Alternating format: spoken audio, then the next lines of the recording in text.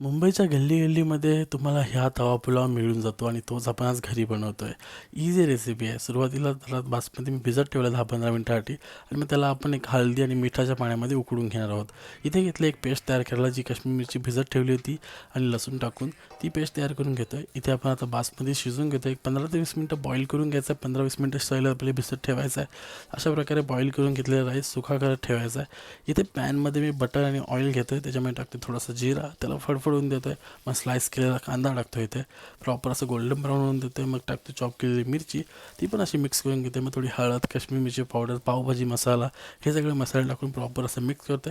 इथे बटाटा आणि मटरला उकडून घेतलं ते पण टाकतो आणि काही व्हेजिटेबल्स एक्स्ट्रा टाकलेत. तुम्हाला हवे ते व्हेजिटेबल्स स्किप करा, हवे ते तुम्ही ॲड करू शकता. प्रॉपर मिक्स करतो इथे. इथे टाकतो ती पेस्ट जी काश्मीरी मिरची जी होती ती टाकल्यानंतर प्रॉपर शिजवून घेते. मग टाकतो चॉप केलेला टोमॅटो, तुम्ही हे पण ॲड करू शकता किंवा स्किप करू शकता. त्यानंतर टाकते थोडंसं पनीर